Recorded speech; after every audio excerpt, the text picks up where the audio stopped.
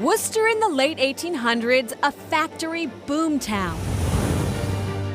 Nathan Washburn's factory made iron railroad parts. Posing here, workers of the Royal Worcester Corset Company. Harrington and Richardson arms makers. The American Steel and Wire Company spanned centuries, watching horse-drawn carts give way to gasoline trucks and steam and electric locomotives. But over time, manufacturing slipped away, and the city withered away for decades. And now? It's actually, I think, almost completed the transition from an old manufacturing economy to something else. That something else includes at least one business built on Worcester's location. Steve Catrone is the president of In Transit Container Inc. The city of Worcester is a great spot for distribution because all you have to do is look at a map and you'll see how you can service most of New England, probably 80% of the population out of Worcester. Products arrive here from all over the world. That's why the U.S. Customs Department is here too. So officially speaking, welcome to the Port of Worcester. We do the same thing as an ocean port might do. Freight moves inbound into our facility.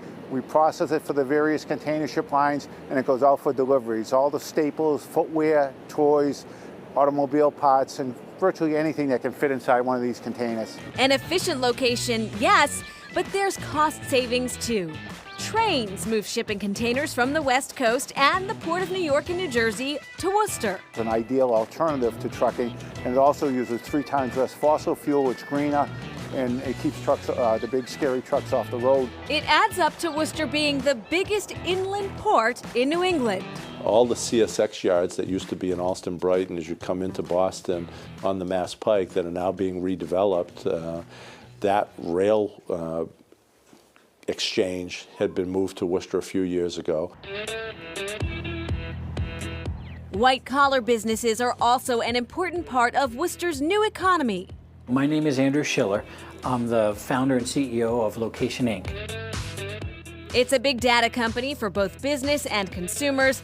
Among its products, NeighborhoodScout.com, where those looking to relocate can find lots of useful insights about crime and schools, appreciation rates, characteristics of locations. And speaking of location, Schiller chose to put his business in Worcester not once, but twice. He started in Rhode Island.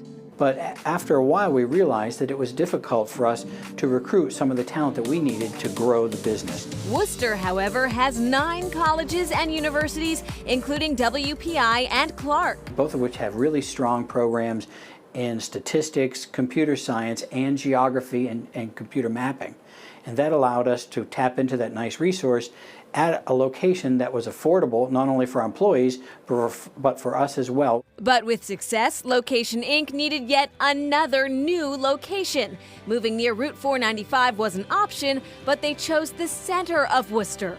Why? The team members said, you know, we would really prefer to be in a city location, hopefully a downtown location, where we can walk to amenities like coffee or lunch opportunities or grab a beer after work. The commutes are easier. The cost of living is lower and the amenities are good and improving quickly. It's a great place to run a business and to grow a tech company. Yep, things are looking good in Worcester. People are really holding their head high. We're the second largest city in New England and we're starting to act like it.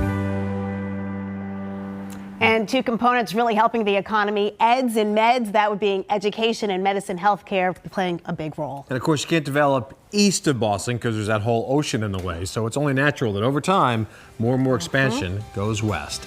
And that is Chronicle for tonight. Thanks for joining us. I'm Anthony Efron. And I'm Shanna Seymour. Have a good one, everyone.